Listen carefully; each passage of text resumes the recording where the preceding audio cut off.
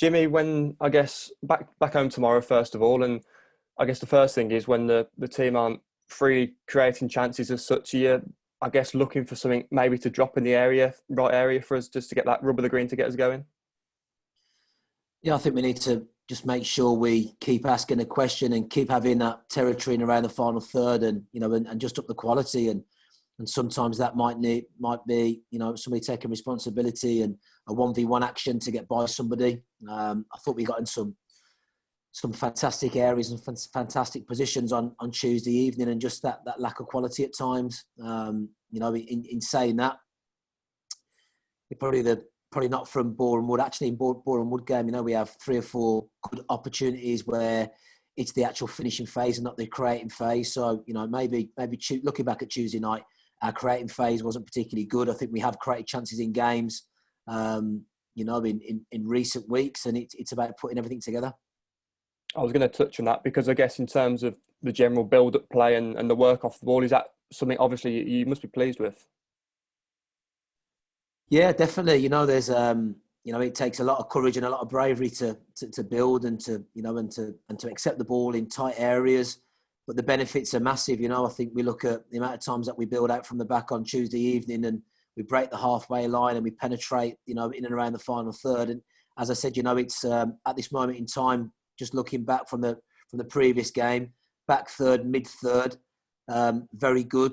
Top third, we need a bit more quality and a bit more cutting edge. And defensively, couldn't have asked any more off the boys. In terms of their ability to regroup, to shape quickly, to be compact, to make it very, very difficult to play through. The physical stats were through the roof. I mean, we cover 117k as a team, so can't question that work ethic and that desire to compete. And it just is that quality. I've watched the game back. Probably think there was a foul and probably should have had a penalty, on Ben Shipway in the first half. And then probably the 2 biggest possibilities of scoring goals come in the second half. One at 0-0 and one were a goal down, where Cranston puts the ball across the face of the goal to Runes and to Bawley. I think if that goes on the grass on the floor, we score.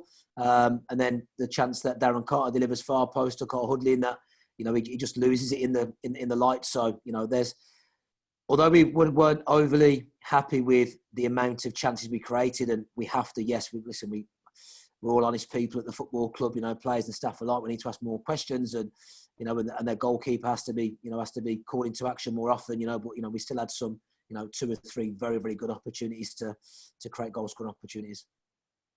I guess going into this batch of what was 3 home matches, with what one's out the way, but still, 6 points to play for in the next 2 home games, and looking to take the opportunity there and with full flow.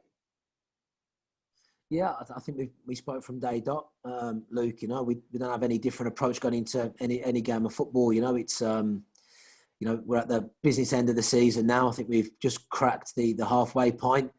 Our recent form in terms of 3 points and wins is nowhere near good enough. We need to improve on that quickly.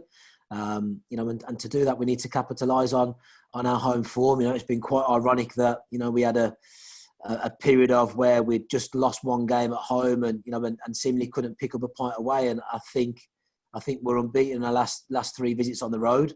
And our last 2 home games we haven't picked up a point. So it's something that we will work very, very, very hard on, in terms of trying to turn that around, and and most definitely get some get a win and get 3 points on the board, and keep looking to add to that.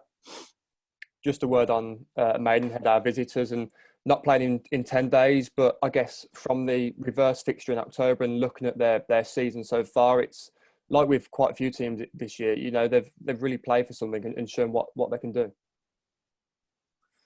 Yeah, they're a good outfit, and we experienced that when we played them. As you said, in the reverse fixture, they have a forward threat.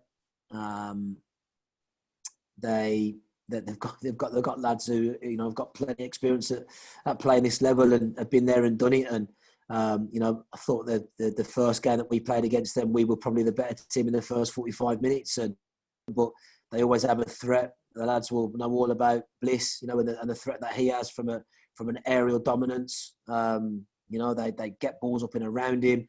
They get runners off of him. So we need to make sure that we we do one or two things. We work really, really hard to stop things at source. And if we can't stop it at source, we've got to make sure we compete and we contest and make sure we're aware of those runners that are going to, that are going to look to penetrate and get beyond us. So they're a good team.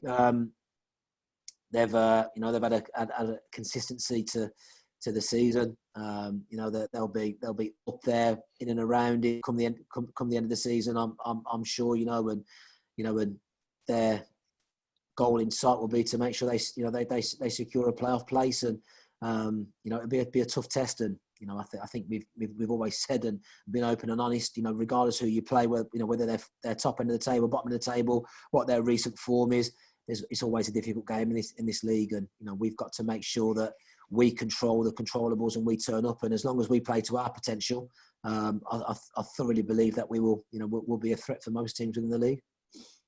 Stephen Gleeson back from suspension tomorrow, and I guess any further update on some positive team news? I know Joe Sabara went off, and you were missing 3-4 key defenders if you take Callum Howe into the equation as well.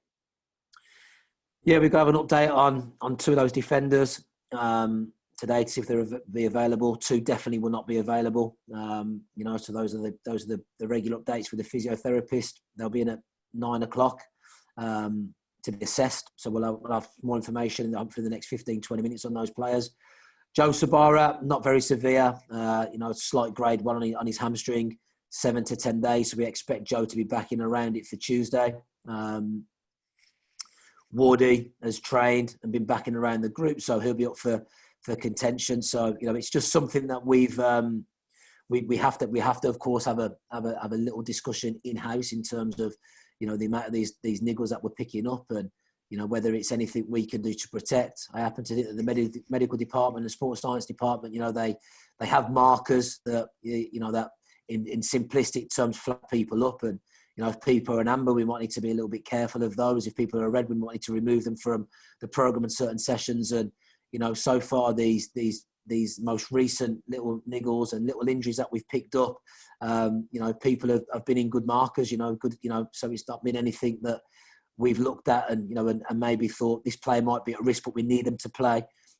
It's been completely opposite. So, we need to have a little look at that, but, it's most definitely not helping our cause in terms of, not being able to put out, a regular, team and build those connections and relationships that we often speak about. I think we've only done it once this year, but we've got to overcome that. And as I said to you, as long as we put 11 players out on the pitch tomorrow who all play to their potential, we'll give ourselves a good opportunity of getting something from the game.